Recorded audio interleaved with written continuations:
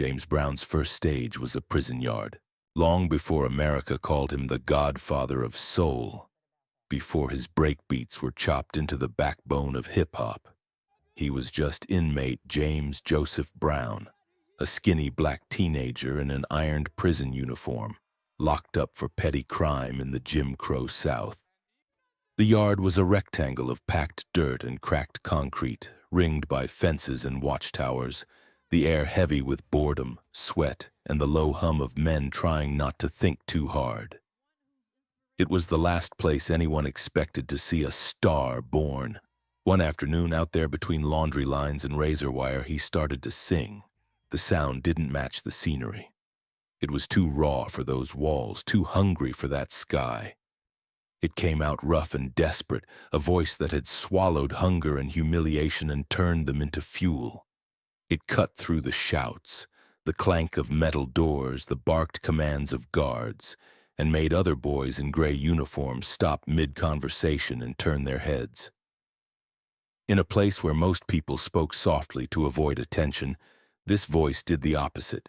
It demanded witnesses. Among the men watching was a young inmate named Bobby Bird. He had grown up in a family gospel group, had seen preachers whip congregations into a frenzy and quartets blend harmonies so smooth they felt like velvet. But he had never seen anything quite like this kid in the yard. The boy wasn't just singing. He was attacking the air, bending his body into the rhythm as if daring the universe to keep ignoring him. There was no microphone, no band, no stage lights, just a teenager who refused to be small, even in a uniform designed to erase identities. Later, when the moment turned into lore, people would talk about destiny and divine intervention. At the time, it was simpler. Bobby couldn't stop thinking about that voice. His family had some pull on the outside, a path to petition for early release under strict conditions. They worked the system, and eventually the offer came. Time off the sentence if James could prove he had a job and someone to vouch for him. On paper, it was a routine correctional arrangement. To James, standing in that yard, it sounded like a single door cracking open in a corridor that had always been locked. To understand why he pushed so hard through that door, you have to go back before the prison gate. James Joseph Brown was born in 1933 in Barnwell, South Carolina, and grew up mostly in Augusta, Georgia, in poverty that wasn't just about money but about dignity. Home, for long stretches, was a one-room shack with thin walls and thinner patients. Adults drifted in and out, carrying anger, alcohol, and exhaustion. Stability was something other families seemed to have. What he had was a constant sense of being on the verge of being thrown out, of houses, of schools, of possibility. His childhood was a series of hustles. He picked cotton in fields that seemed to stretch farther than any future he could imagine. He swept floors, washed cars, hauled water. On downtown sidewalks, he shined shoes outside department stores and radio stations, eyes traveling from the cracked leather on poor men's feet to the glossy wingtips of the well-off. Sometimes he danced a little while he worked, adding a snap of rhythm to make the coins drop faster. Movement came naturally. Stillness felt like surrender. The streets around him were split by lines he didn't draw but had to obey. Segregated bathrooms, segregated schools, segregated opportunity. White kids rode buses past him while he walked. Signs above counters told him where he was not welcome. In that kind of world, a black child learns early that to survive you either become invisible or unforgettable. James Brown had no interest in disappearing. Outside one radio station, he learned something crucial. Through open doors and windows, sound poured out. Gospel choirs shaking rafters, blues singers turning sorrow into architecture. Rhythm and blues records that made passers-by move even if they were trying not to. He watched the DJs come and go, black men in suits who commanded respect simply by spinning discs and speaking into microphones. From that vantage point on the sidewalk, a pattern emerged. In a world that treated black bodies as cheap labor, music could turn those same bodies into something untouchable, at least for the length of a song. The petty crimes that landed James in juvenile detention didn't come from some glamorous outlaw fantasy. They came from the math of a boy who had never been given a margin for error. No money, no solid family net, no belief that waiting his turn would ever pay off. When he was caught and locked up, the message from the outside was clear. A poor black kid from Augusta had met the future everyone expected for him. Case closed. That is why the act of singing in the yard mattered so much. It wasn't a talent show, it was a refusal to be invisible, a refusal to let the system write the last line of his story. When he opened his mouth and poured all that fury and fear and swagger into the humid air, he was learning something he would spend the rest of his life perfecting. If he controlled the rhythm of the room, everything else could be forced to follow. With the Bird family's help, James walked out of that institution on parole. He left with no money, no diploma, and no guarantees. Just a job lined up with Bobby's people and the stubborn belief that the voice that had turned heads in the yard might someday do the same in a real hall. He joined Bobby's gospel group, navigating the slippery line between worship and show business. Sundays were supposed to be for restraint, but his nature didn't do half measures. In church basements and community halls, he watched how people responded when the choir hit a certain note, when the hand claps landed just right, when a soloist dragged a phrase a little longer than written. He cataloged it all. Gospel taught him that rhythm could be holy, that call and response was wired into nervous systems as deeply as fear, and that a crowd, once it surrendered, was like a wave he could ride. But it also showed him something else: power. Not the kind an officer had or a judge, but something just as real. The power to make people feel what he wanted them to feel when he wanted them to feel it. As the group shifted from pure gospel into rhythm and blues, the costumes changed, the venues changed, and the stakes rose. The famous Flames, as they came to be called, crisscrossed the Chitlin circuit, playing clubs and theaters that offered black performers a stage in a segregated America, on the condition that they stayed in their lane. Those rooms smelled of smoke and spilled liquor, packed with people who had worked all week and wanted to sweat out their frustration under safely dim lights. Night after night, James Brown tested the boundaries of what a frontman could be. He didn't just sing. He exploded. He slid into splits, leaped back up, spun, dropped to his knees, crawled, and clawed his way back to standing as if dragged upward by the sheer force of his own will. He yelled over the band and then snapped them into silence with a glance. He learned how to stretch tension like a rubber band, holding a note so long the room forgot to breathe, then snapping them all back into the beat with a scream. The 1955 recording of Please, Please, Please captured only a fraction of that storm, but it was enough to crack open the door to national attention. On vinyl, the song was a repetition of a single desperate plea. On stage, it became a ritual of collapse and resurrection. Each time he fell to his knees, each time the cape was draped over his shoulders as if he were too spent to continue, the audience saw more than theater. They saw a man who had every reason to stay on the floor and who refused over and over to do it. The cape routine, which would become iconic, was more than a gimmick. It was James Brown writing his biography in real time. The boy no one wanted, the inmate everybody assumed would cycle in and out of institutions, had turned helplessness into choreography. He would allow himself to appear weak for exactly as long as he decided no more. The moment he flung the cape off and charged back to the microphone, he rewrote the script the world had handed him. That pattern, fall, flirt with defeat, then roar back on his own terms, would echo through his music and his life, sometimes as triumph, sometimes as tragedy. Backstage, the dynamic was different. Bobby Bird, the same man who had helped him out of prison, now accepted a new reality. James Brown was the star and everyone else revolved around him. At first, that suited Bobby. He believed in James's talent as fiercely as James believed in himself. But as the band's name shifted from the Famous Flames to James Brown and the Famous Flames, and then effectively just James Brown, that early act of salvation became entangled with something more painful. A sense that the man he'd pulled out of a cell was now erasing him from the picture. This was a pattern Brown would repeat. Gratitude and domination lived side by side inside him. He could be generous with money, with praise, with opportunity. He could also tighten his grip until friends and collaborators felt suffocated. Loyalty was rewarded, but loyalty meant acceptance of his terms. The line between family and employees blurred, then disappeared. As his fame grew, so did his suspicion of anyone positioned to control him. In the 1950s and early 60s, record labels routinely underpaid or outright cheated black artists. Contracts hid traps in dense paragraphs. Promoters skimmed from ticket sales.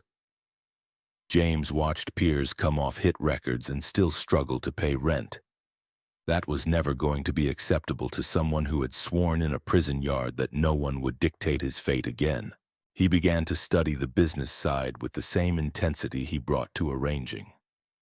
He argued over percentages, demanded accounting, insisted on rehearsals that made his band bulletproof so no promoter could claim they weren't worth top dollar. Musicians grumbled about fines, but audiences never saw the chaos that rehearsals absorbed. On stage, the show looked loose, wild, almost accidental. Underneath it was a machine whose gears he oiled with fear, pride, and relentless drilling. The nickname, the hardest working man in show business, wasn't just a slogan, it was a schedule.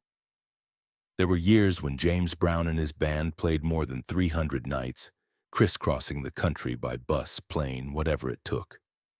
They'd finish a midnight show, sleep a few hours on a moving vehicle, stumble into sound check, and summon another explosion of energy on command.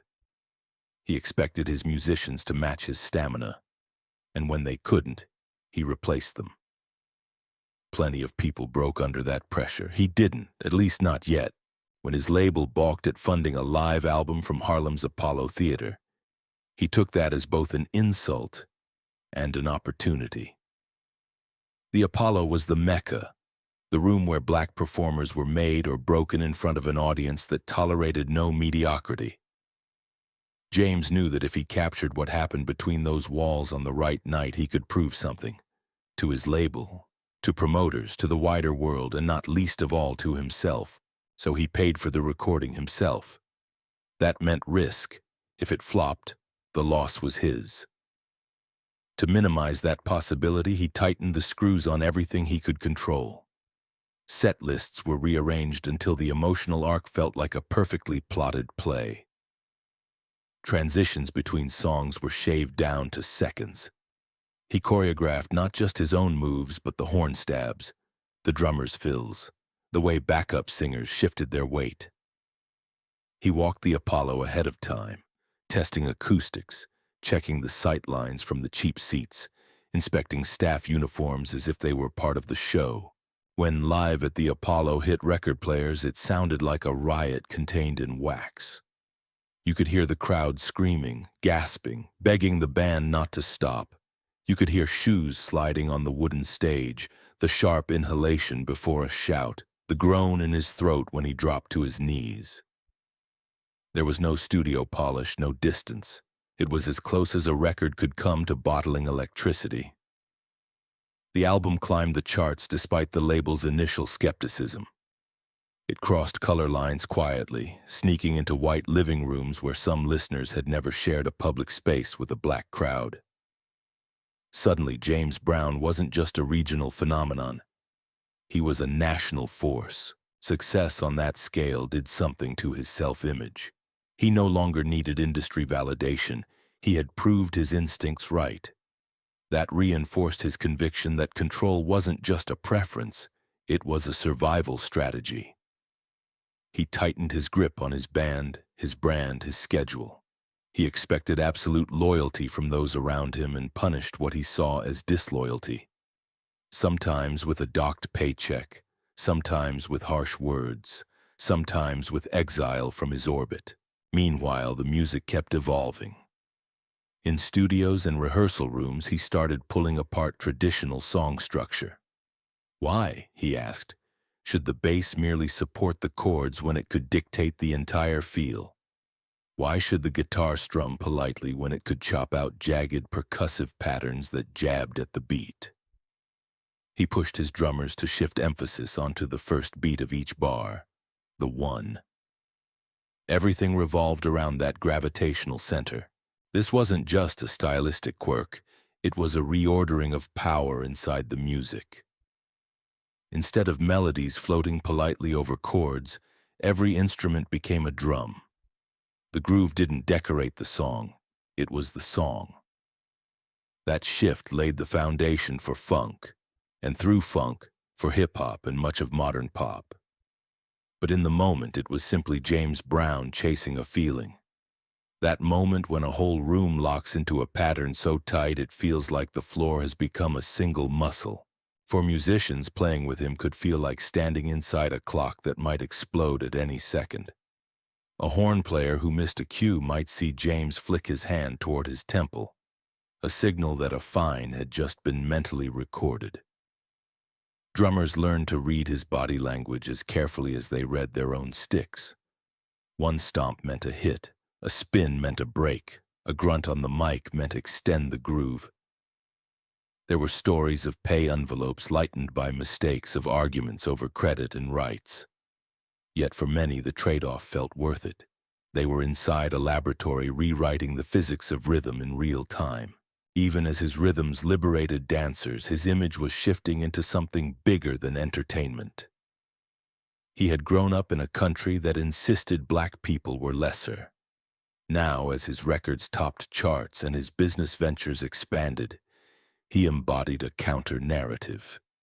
The man who once shined shoes outside a radio station now owned radio stations. The boy who picked cotton now had his face on billboards and his name on marquees. So when he released Say It Loud, I'm Black and I'm Proud in 1968, it hit with the weight of both a slogan and a confession. He knew what it meant to be ashamed of his own skin in a world that punished it. The song didn't ask for acceptance, it declared it. Children shouted back the refrain in call and response, tying their voices to a chorus that traveled far beyond the neighborhoods where the record first spun. It became a soundtrack for marches, school assemblies, living rooms where parents tried to explain to kids why their hair and features mattered in a country built on their erasure. At the same time, his politics grew more complicated. He called for black pride, but also spoke in favor of law and order in ways that aligned him at times with establishment figures rather than radical activists. He met presidents, shook hands in the White House, talked about economic empowerment and self-reliance. For some in the movement, he became a symbol of respectability politics. For others, he was proof that a black man from nothing could sit at the tables that had once been closed. He was both. A mirror of the contradictions of his era. And then, that same year, Martin Luther King Jr. was killed. Cities burned, troops were deployed, politicians panicked. In Boston, the fear was palpable. If grief and rage spilled unchecked into the streets, the city could become another line in a growing list of urban battlegrounds. City officials, community leaders, and broadcasters looked for something, someone, that might hold the line. James Brown's concert at Boston Gardens, scheduled for the night after the assassination, suddenly looked less like a show and more like a political experiment. There were arguments about canceling it. There were concerns about cost, about optics, about safety. In the end, the plan was this: let the concert go on, broadcast it live for free, and hope that black Bostonians would choose to stay home and watch rather than come downtown to vent fury in the streets. James, never one to accept being used without compensation, demanded to be paid properly if his image and performance were going to be handed out over public airwaves. The negotiations were tense, but he eventually agreed, understanding that the stage had become larger than his own interests, even as he fought for them. The footage from that night shows a performer in full command of his powers and a man acutely aware that the room he controlled now stood in for an entire city on edge. He strutted, spun, shouted, hit the splits, and at crucial moments he simply talked. When fans surged toward the stage, he stepped in front of the police and addressed them, appealing to pride, to respect, to the shared stakes of not turning a concert into a riot broadcast live. He framed calm not as submission but as strength. Somehow, in that volatile mix of grief and spectacle, the crowd listened. Boston did not burn. The myth of James Brown saving Boston grew from that night, burnishing his reputation as more than an entertainer. But the same qualities that made him an effective stabilizing force, his belief in his own authority, his demand to be the center of gravity, were busy causing damage elsewhere. Inside his homes and relationships, control took on harsher forms. The childhood fear of being powerless that had driven him to own every beat and every business decision also surfaced as a need to dominate the people closest to him. Partners described cycles of charm and violence. There were bruises, police interventions, whispered apologies, reconciliations, more incidents. Children learned that their father could be both a source of pride and a source of terror. The public saw the turkeys donated at Thanksgiving, the scholarships, the visits to poor neighborhoods. Those gestures were real. So were the nights when doors slammed, voices rose, and the man who had told the world that dancing could solve problems turned his own into impact and intimidation. It would be tempting to reduce this to a simple equation. Abused boy becomes abusive man. And there is truth in that line, but not excuse. James Brown knew better than most what it felt like to be helpless. Instead of breaking that cycle cleanly, he rerouted it, shielding crowds and communities with his charisma while transmitting his unresolved rage into more private rooms. His story forces a harder question than what made him this way. It demands, why did so much of that pain fall on people who never had his power or platform? By the late 70s and early 80s, the distance between James Brown the symbol and James Brown the man had widened into a chasm. Musically, his innovations had been absorbed into the bloodstream of popular music. Younger audiences were finding his work through samples and snippets, sometimes without even knowing his name. Politically, he moved in directions that baffled some of his earlier supporters, expressing admiration for conservative figures, championing personal responsibility in ways that sounded to some like an indictment of the very communities that had lifted him. And then came the 1988 incident that turned him into front-page news for all the wrong reasons. Fueled by drugs and paranoia, he stormed into an office building he owned, enraged about something as mundane as who had used a bathroom. The situation escalated, as it so often did around him, into a confrontation laced with threats and firearms.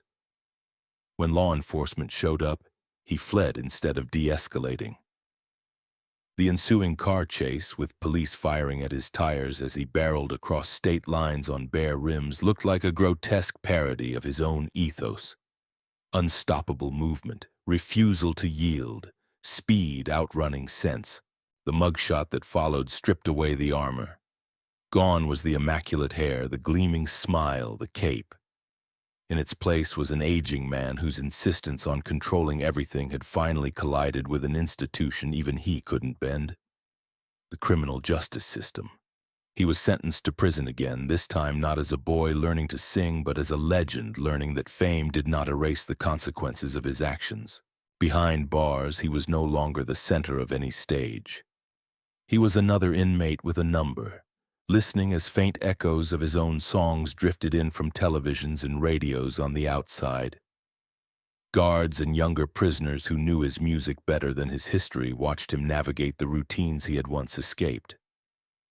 The circle from prison yard to global superstardom and back to prison was complete, but it wasn't neat. It was jagged, scarred by the damage he had inflicted and endured along the way. When he was released on parole, the world had changed yet again. Hip-hop ruled the airwaves, much of it built on the grooves he'd created decades earlier. In cramped bedrooms and makeshift studios, teenagers with turntables and samplers looped fragments of his records, turning a few seconds of funky drummer into the backbone of entirely new songs. Rappers wove their own stories over beats that had once carried his screams and shouts. Some bowed deeply in interviews, calling him a father figure for the genre. Others barely mentioned him, treating his drums as raw material divorced from the man. He went back to what he knew best: performing. Even as age stiffened his joints and illness crept into his body, he toured relentlessly.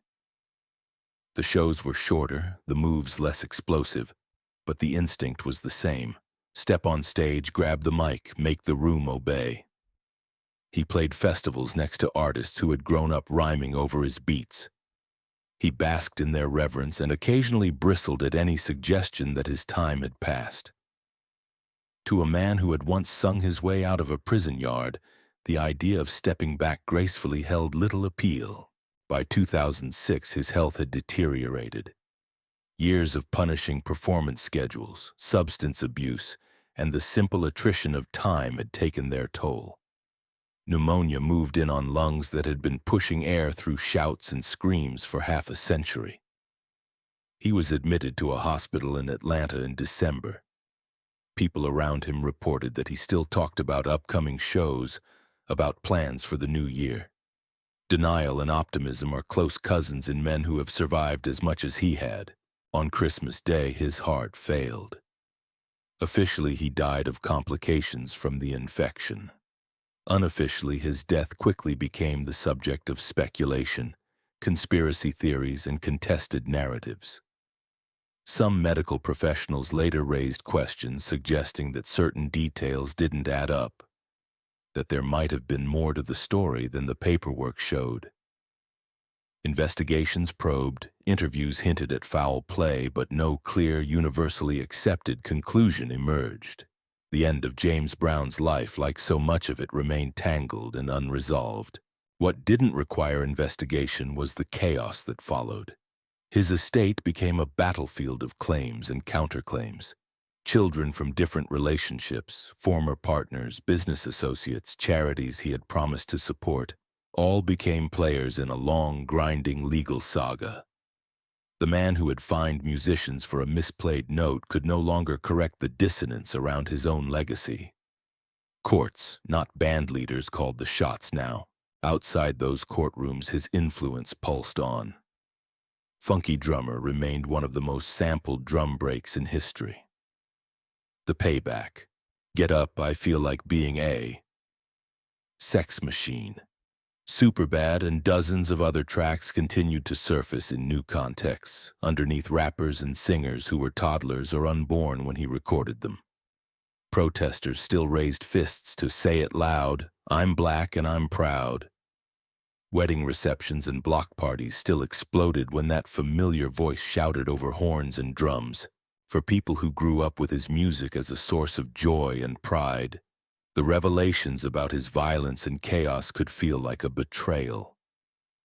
For those who had always known someone like him, a charismatic community hero who was a nightmare behind closed doors, the story was depressingly familiar.